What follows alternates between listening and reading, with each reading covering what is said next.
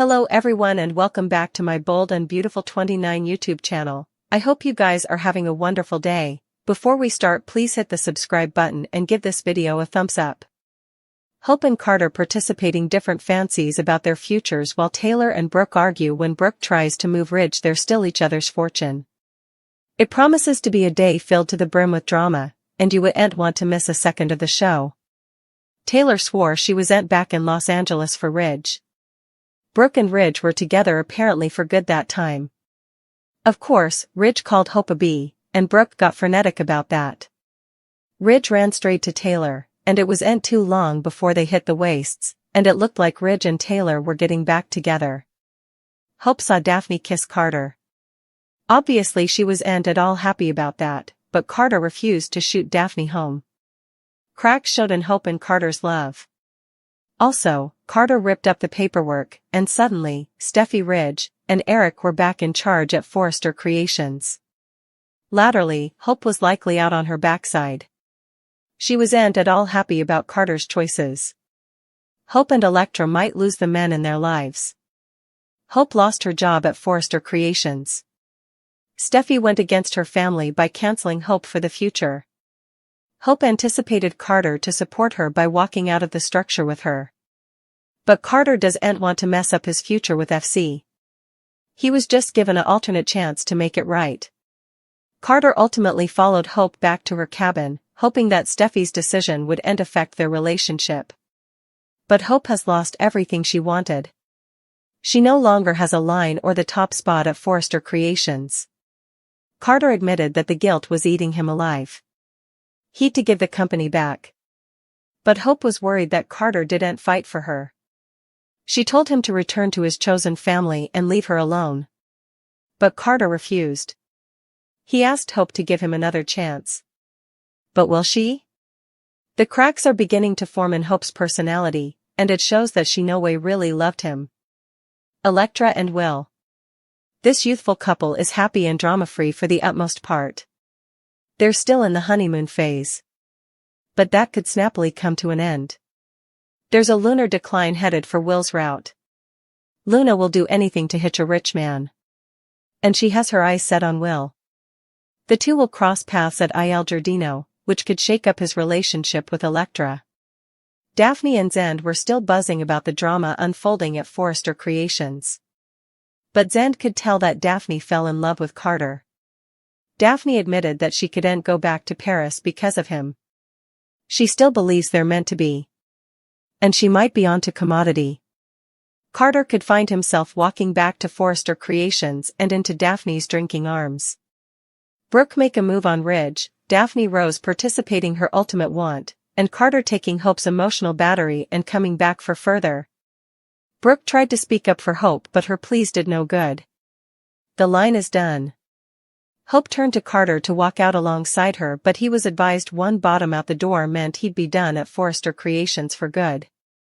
Carter turned to Hope, apologized, and informed her he's standing by his family. Carter claimed it was just business and that he demanded to make effects right. Brook agreed and tried to talk sense into Hope. No sense was to be had, however. She stormed out after saying farewell to Forrester Creations, and to Carter. He ran out after her and chased her all the way to her cabin. Formerly there, Hope lost it. She laid into him about not backing her up. He tried to make it right by promising to advocate for her but Hope wouldn't hear it. She was done with him. Indeed, as Carter prayed her to not let it end and tried to talk her down, she was seething with wrathfulness. Hope also took to spewing a whole host of nasty cuts while telling Carter to go down and no way come back. Still, Carter wasn't having it. He outright told Hope he wouldn't let her push him down. Not now, not ever. Back at the office, Brook spoke her piece on the goings-on but Steffi stood in her power and didn't back down. Brook also asked to speak to Ridge alone. She formally again explained that she had only taken the CEO job to get the company back for him. She didn't betray him, indeed after he shacked up with Taylor. She was willing to look past it each if it meant they could be together again. Please. She indeed tried over praise and boosting his pride, and talking nice about Steffi. It didn't do much good, however. Especially when she switched to trying air out her grievances. He said awful effects about her son, he treated her like scrap, but she still loves him. She wants him. Also, she leaned in for a kiss, but when their lips met, Ridge didn't exactly melt like he generally does. In the dressing room, Zend and Daphne, ignorant of the drama in the main office, gabbled about what they allowed would come next. Daphne Rose bothered about what would come for Carter. Would he stay? Would he be removed? Zend took note of her affection for his friend, and Daphne Rose admitted that yes, she has passions. Passions so strong it stopped her from going back to Paris. Meanwhile, in the design room, Elektra and Will blabbed on Bill's conduct. Why would he risk so important to hide Luna and clear her name? Elektra was an addict of that move. Will steered the discussion to her family being back in charge. Oh yes, it's a good day to be a Forrester. Elektra did worry effects wouldn't be the same. She wasn't sure everyone would be suitable to work together after all this. Latterly, Elektra and Will met up with Daphne Rose and Zend, and they wagged about what the unborn looks like. They substantially wondered if Steffi and Hope would find a way to work together. Daphne Rose was more concerned about Carter, of course.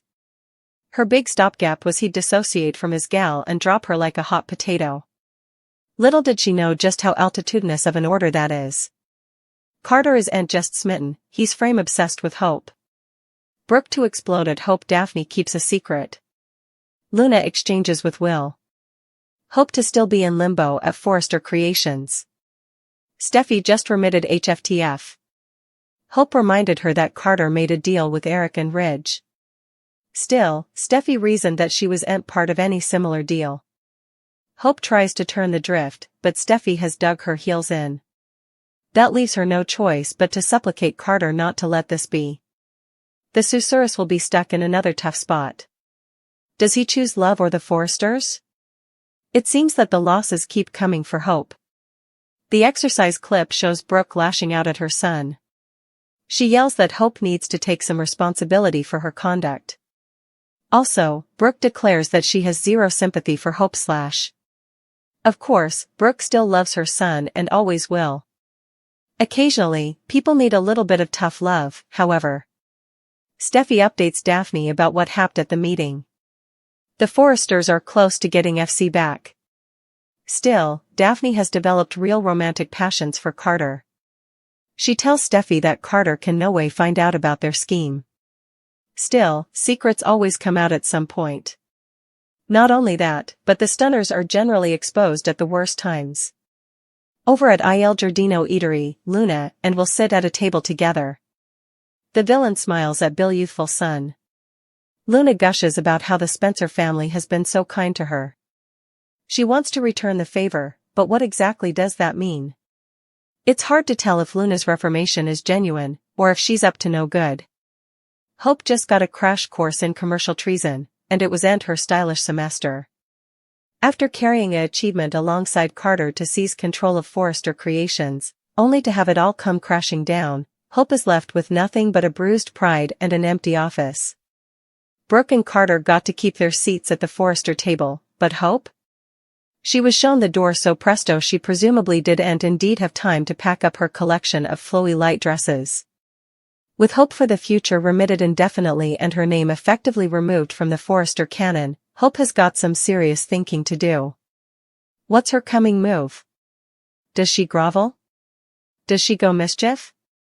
Or does she take a runner from the classic Cleaner Pieces playbook and plot some succulent vengeance? Hope has spent times being the lamp of morality, but perhaps it's time for her to get a little messy. She could start small, perhaps accidentally discovering coffee on Steffi's pristine white blazer before moving on to bigger moves like luring Finn. If she really wants to rattle Forrester Creations, she could team up with someone inversely salty about being boggled from the company.